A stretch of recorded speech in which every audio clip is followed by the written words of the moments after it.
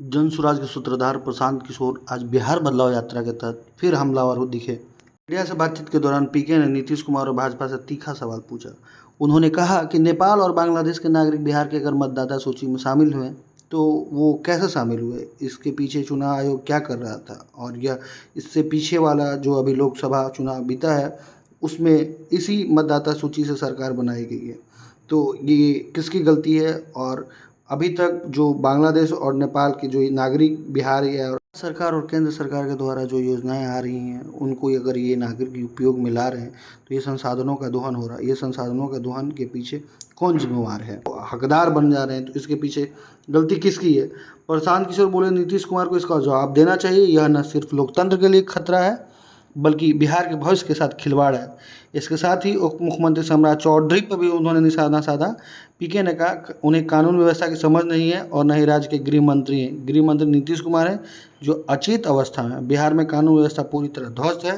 हर दिन हत्या और बलात्कार की घटनाएं हो रही है। पुलिस प्रशासन नाकाम है और सरकार का इकबाल खत्म हो चुकी है।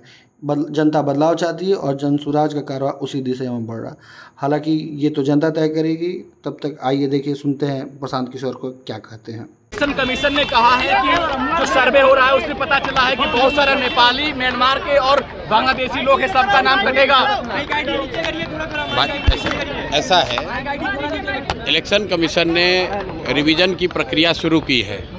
अगर वो बता रहे हैं कि इसमें नेपाली, बांग्लादेशी हैं तो ये बड़े चिंता की बात है, क्योंकि इसी इलेक्टोरल रोल से अभी 1-1.5 साल पहले पार्लियामेंट का चुनाव हुआ है।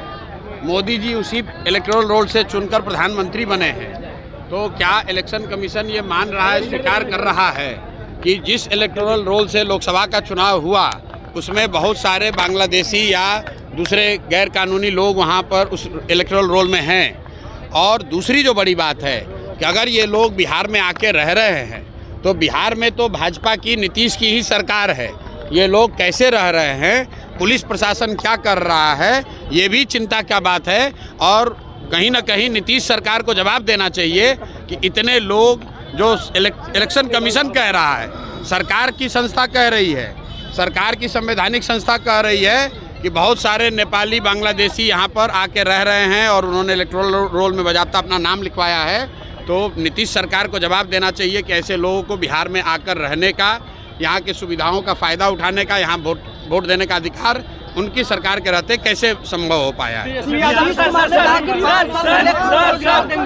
यादव ने आरोप लगाया है कि जो सुप्रीम कोर्ट का आदेश था उसको इलेक्शन कमीशन फॉलो नहीं कर रहा है। देखिए, तेजस्वी यादव क्या कह रहे हैं, नहीं कर रहे हैं, उसका कोई बहुत महत्व नहीं है। महत्व इस बात का है कि इलेक्शन कमीशन अगर इलेक्शन लिस्ट को, इलेक्टोरल रूल को, लिस्ट को ठीक कर रहा है तो इनकी ये जिम्मेवारी है कि हर वो नागरिक जो 18 साल से ज़्यादा उम्र का है और उसके पास वोट देने की योग्यता है, उसको वोट देने का अधिकार मिलना चाहिए, उसका नाम नहीं काटा जाना चाहिए।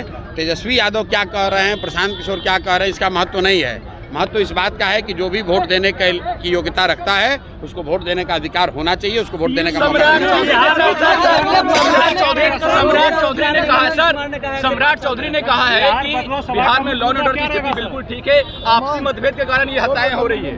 सम्राट चौधरी लॉ एंड ऑर्डर पर, सम्राट चौधरी का बोलना ऐसे ही है जैसे मैं क्वांटम फिजिक्स पे अगर कुछ बोलने लगूं। भाई, सम्राट चौधरी को लॉ एंड ऑर्डर का क्या समझ है? सम्राट चौधरी तो गृह मंत्री नहीं है।